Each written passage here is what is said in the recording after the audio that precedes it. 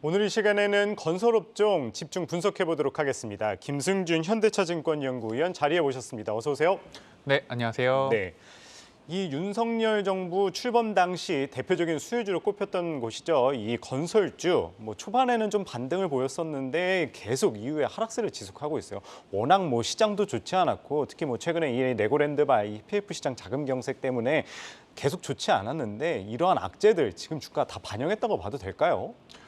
사실 아직 다 반영이 안 됐다라고 보고 있습니다. 예.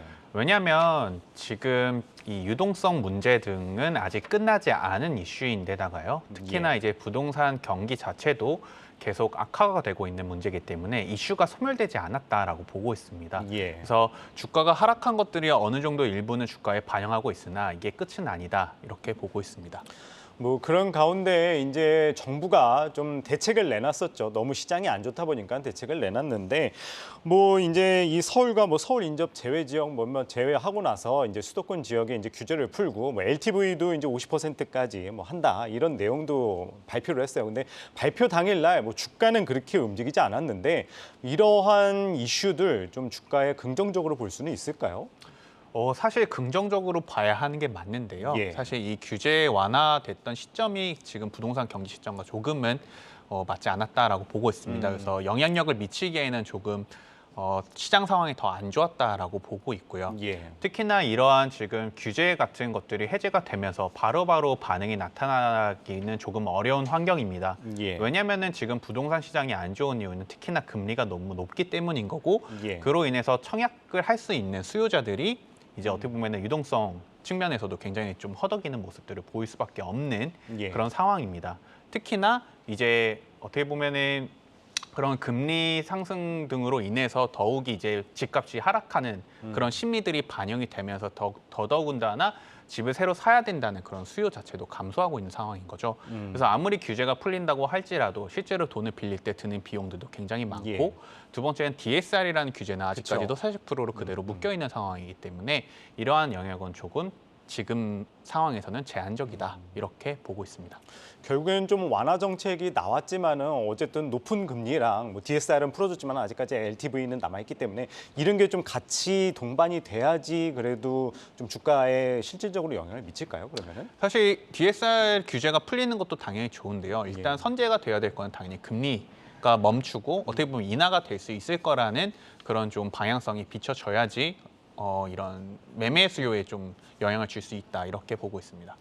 네, 이 곧 빈살만 사우디 왕세자 이 방한 예정이죠. 결국엔 최근 이슈 네옴시티에 다 맞춰져 있어요.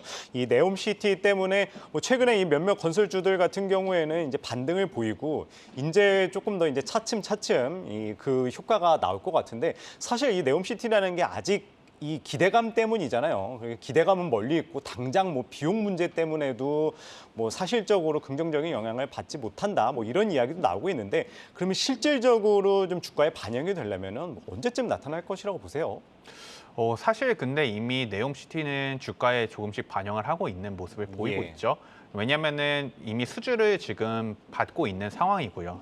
현대건설과 삼성물산이 이제 더 라인 터널 공사를 이미 수주를 했고 예. 그리고 추가적으로 지금 입찰 준비를 하고 있는 모습들을 보이고 있습니다. 그래서 이게 이제 실제로 가능한 수주다라는 게 지금 보여주고 있기 때문에 주가에 서서히 반영하고 있다라고 보고 있습니다. 근데 이러한 모습들은 어떻게 보면은 점진적으로 그리고 지속적으로 나타날 수 있는 모습이기 때문에 시장에서 급격하게 많은 수주를 많이 기대하는 거는 조금 무리지 않을까 싶긴 하지만 예. 그럼에도 불구하고 조금씩 수주를 할 수 있다는 점이 긍정적으로 좀 비춰지고 있습니다.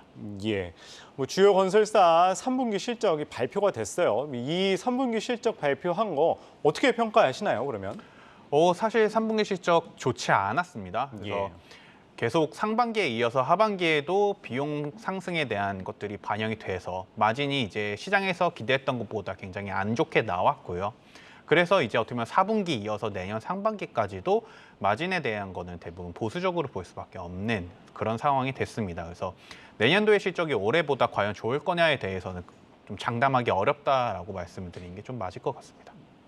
예, 실적도 그닥 좋지 않고 내년에도 사실 장담할 수 없겠지만 그렇다면 좀 건설주들 반등 시점 언제쯤이라고 보시나요?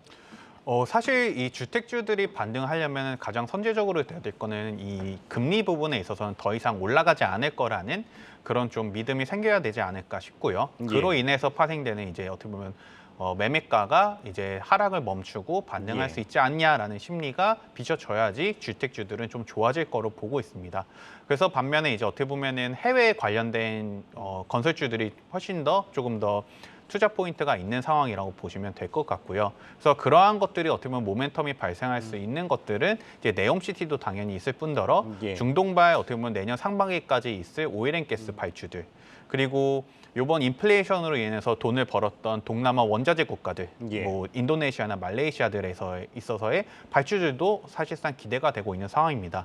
특히나 뭐 어제 오늘 뉴스 보셨다시피 이제 인도네시아도 신도시 관련해서 이제 신수도를 이제 짓겠다라고 하면서 국내 기업들과 MOU를 맺었잖아요. 이제 그런 것들도 어떻게 보면 건설사에게 수혜가 될 수 있을 거라고 보고 있습니다. 마지막으로 건설주 가운데 최선호주 꼽아주신다면요? 주택주는 조금 피하자라는 입장이고요. 오히려 이제 해외에서 가장 익스포저가 높은 삼성 엔지니어링을 최우선주로 좀 말씀을 드리고 있습니다.